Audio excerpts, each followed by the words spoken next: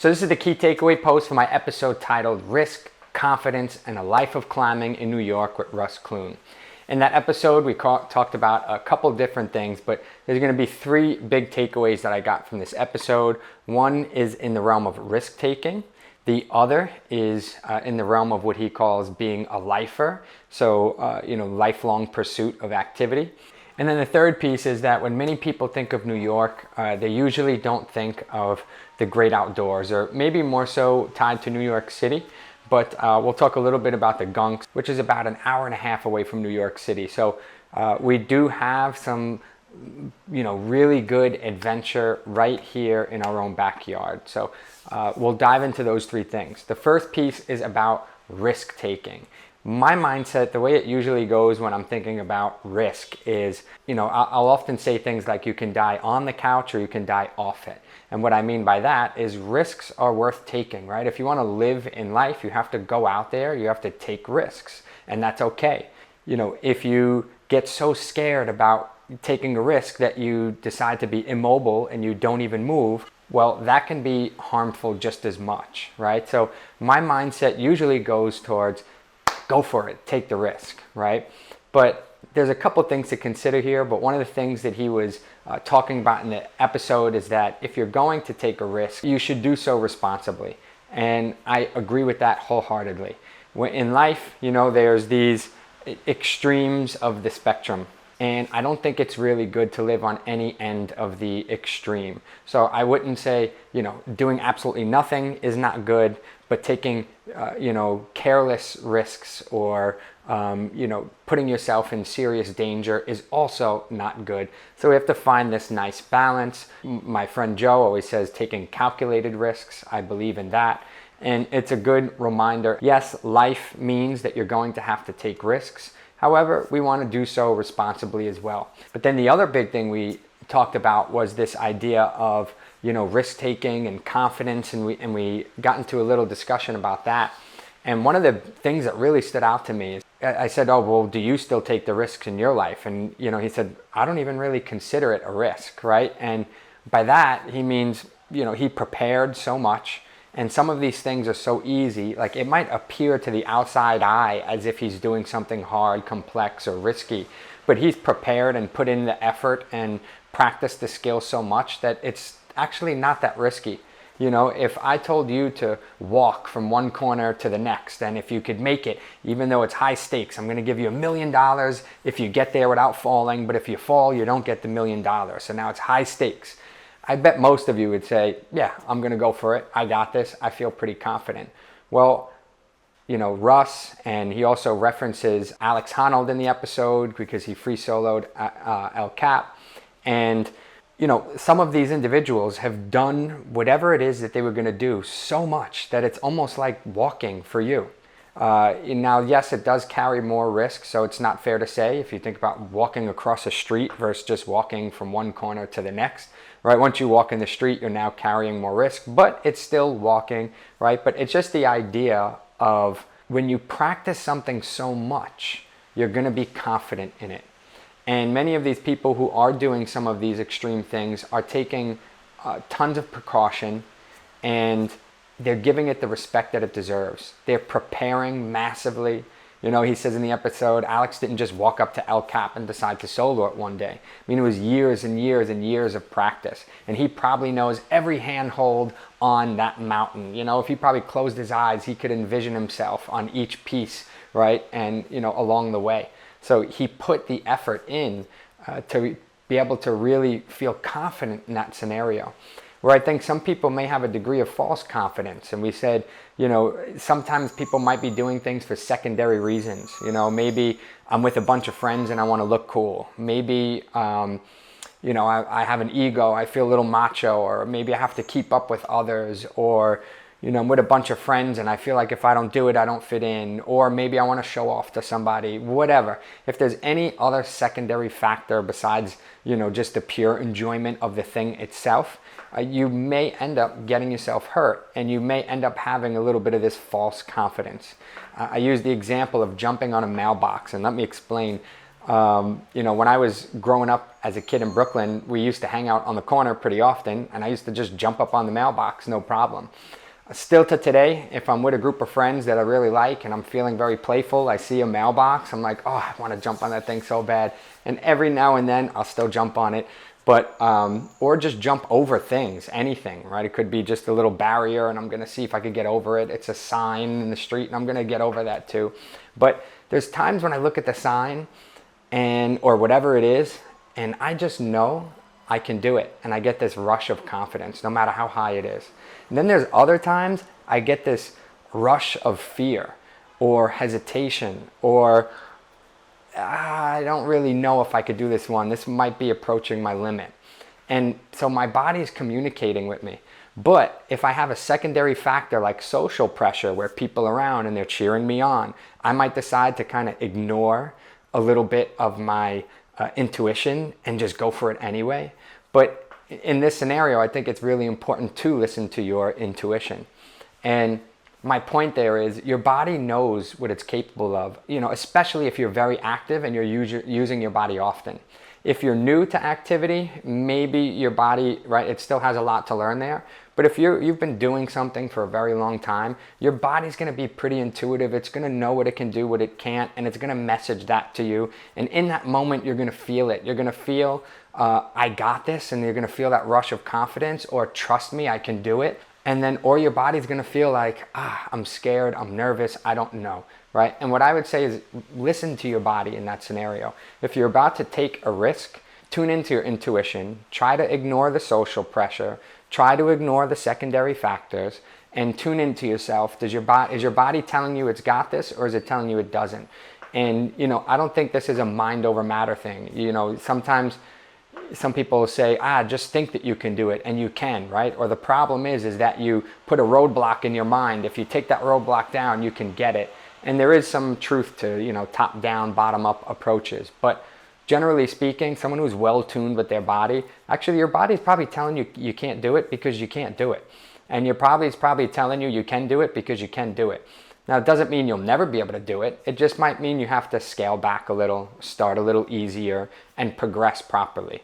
You just might be doing too much too soon, right? So I think anybody can get to almost any level. Everybody can progress way more than they actually think that they can. But it's very important to be progressive and to listen to your body along the way. So when it comes to risk taking, I think it's very important not to do things for secondary factors, for the social fame or the social pressure, but to do it for the sheer enjoyment of it. And in that event, make sure you prepare well, make sure you do things responsibly, make sure you train with an expert, right, before just going out and doing anything. And then generally speaking, life will always come with risk, so it's good to get out there a bit. But then again, it's also important to do so responsibly. So you find that healthy balance of taking calculated risks. And, I think in my mind, that's kind of where I settled.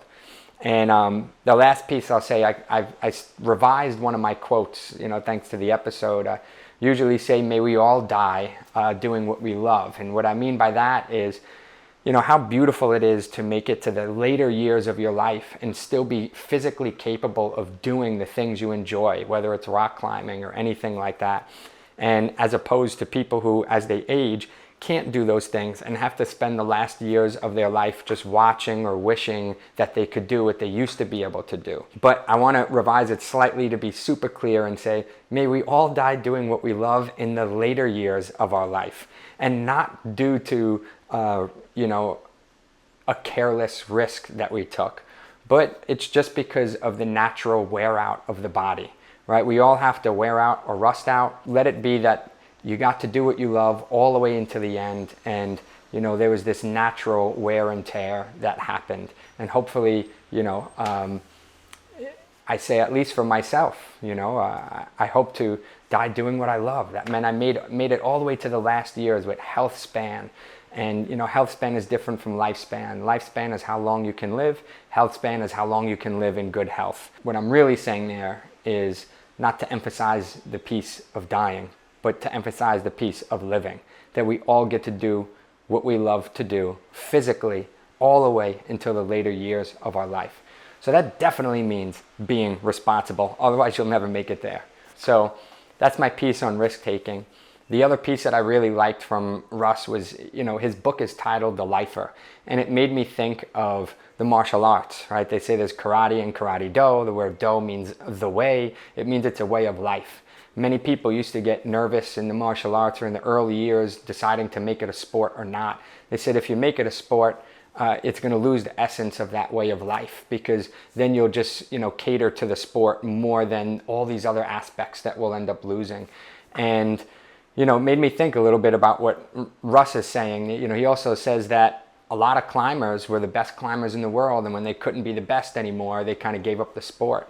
Whereas he said, I can't even imagine a day where I wake up, it's kind of like brushing my teeth, is what he said, and I'm always thinking about climbing. I'm always maybe planning a trip or going, and it's a way of life for him. Our world really values and highlights people who perform well, but they don't always really highlight the people who make it to the later years of their life and can still do what they love. And to me, when I see an older individual, 80, whatever, 90, I watched a video the other day, the guy's 102 years old playing pickleball. The people who make it to those later years of their life and still do what they love because they enjoy it, they're being active, it's, part of their life. That is something, it's like a subtle, not so glamorous thing that deserves a lot of respect, in my opinion. And, I think about people who embark on a new activity. They do it for 4 years and that feels like a lot. Think about 102. How many years were you doing this thing again and again and again? The amount of resilience, the amount of grit that you need to wake up every day and continue on the path. It deserves way more respect, and it's, again, a little subtle and it's a little not so glamorous, but I feel like those individuals, they're showing a degree of character that is at a whole nother level and in a whole nother realm. And when you compare that to just an athlete who performs well in a short period of their life, that still deserves respect too, and that's awesome. But I love the idea of the lifer. The lifer is also something that can be achieved by everyone, or it has at least the potential to be within reach for many of us. So the idea of taking an activity and not always just emphasizing high-level athletics and performance, but people who find physical activities that they love and do it all the way until the later years of their life and get up every day and dedicate themselves to it. I give a lot of respect to those individuals, and I appreciate Russ because he's one of them. The last piece I'll mention here is that we talked a little bit about the Gunks being a local gem.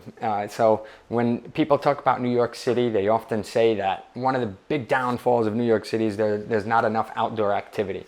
But we do have access to the outdoors right here in our backyard. And the Gunks, which is about an hour and a half away, is one of those beautiful gems. It's right outside of New Paltz. It's a short ride from New York City, and if you're looking at it through a recreational sense and you're looking at the access to nature, you're talking about how many routes, for example, a place that might have a hiking, 5 hiking trails versus hundreds and thousands of hiking trails, right? So the Gunks is, in my opinion, an amazing location because of the access for recreational people. And still, arguably, for traditional climbing, there was one young man, I'm forgetting his name, Moss, but either way, he just recently did one of the hardest climbs in the world, and it was, I think it's called something along the lines of Best Things in Life or something like that. But he just did one of the hardest, or top 3 or 5, I don't know, climb. It's in the high end, and he just did it, so it put the Gunks back on the map as this place that people want to go after. But when we're talking about bouldering, the Gunks is still an amazing place. Trad climbing, still an amazing place. When you talk about trad climbing recreationally, it's one of the best places to learn how to do trad climbing, and it has probably the most beginner climbs, or an amazing amount of beginner climbs for trad climbing for someone to be able to learn. The Gunks is most well known for trad climbing and bouldering. However, there is beautiful hikes. There's mountain biking and biking. Russ mentioned the carriage roads over there, which are absolutely stunning and beautiful. There's beautiful waterfalls, several waterfalls that you can visit and see on these hikes. There's trail running. There's rock scrambles, which is pretty much kind of like a hike, but doesn't require too much technique or technical things. You kind of have to be on all fours though, as you're almost like crawling up the wall a bit.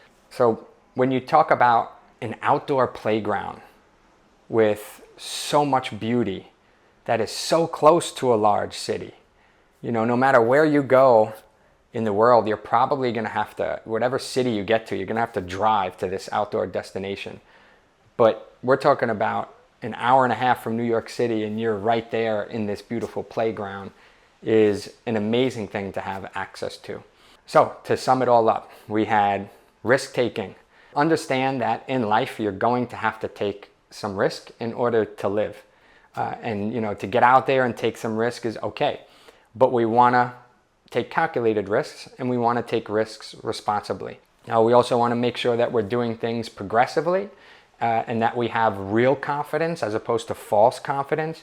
Confidence is rooted in skill, so you have to dedicate the time to whatever this is, to learn it, to practice it, to get used to it, and it can take time to be able to do that. Give it the respect that it deserves, and get that real confidence that can help you on your journey. Be a lifer, find something you love and do it for your whole life. Find an activity, a sport, find multiple activities and sports, and make it a part of your routine and your lifestyle, all throughout, just for the sake of your health. And finally, the Gunks, in my opinion, is an amazing outdoor playground right here close to New York City. It's very hard to find a large city that's close to such a beautiful outdoor playground, or that close to it. Last piece I didn't mention before, local gem in the Gunks. If you want to go and learn, or if you're excited to go and learn traditional climbing, bouldering, right here in New York State, and you want to make that one of your things, Rock and Snow is a good gem in New Paltz. They have local guides that will take you out. They'll educate you on how to do so properly, so you're not being careless out there. So I hope you got some gems from this episode. I hope you tune into the full-length episode, and I'll catch you all soon.